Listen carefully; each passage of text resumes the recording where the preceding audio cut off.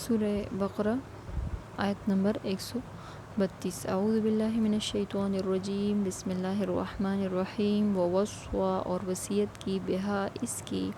ابراہیم علیہ السلام نے، بنی ہے، اپنے بیٹوں کو،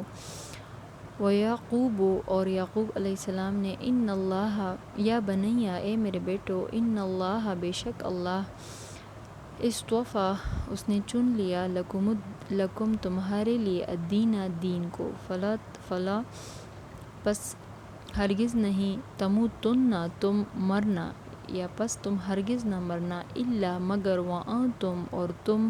مسلمون، مسلمان ہو۔ ووصّى بہا ابراہیم بنیہ، اور وصیت کی ابراہیم علیہ السلام نے اپنے بیٹوں کو، ویعقوب، اور یعقوب علیہ السلام نے، یا بنیا، اے میرے بیٹو، ان اللہ، بے شک اللہ، اصطفیٰ لکم الدین، اللہ نے چن لیا تمہارے لیے دین کو، فلا تموتن الا وانتم مسلمون، پس تم ہرگز نہ مرنا مگر مسلمان۔ اب حضرت ابراہیم علیہ السلام اور یعقوب علیہ السلام نے اللہ کو جو ہے وصیت کرتے ہوئے فرمایا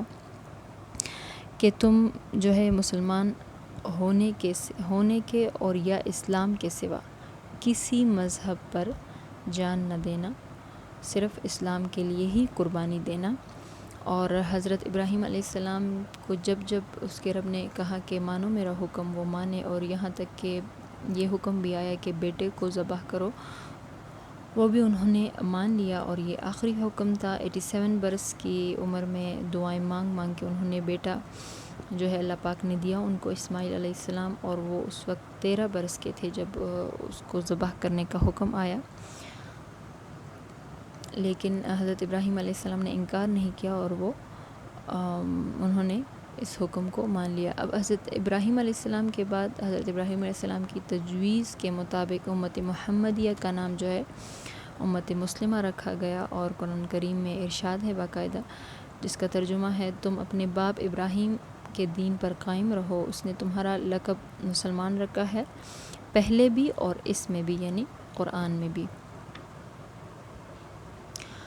صدق اللہ علیہ وسلم۔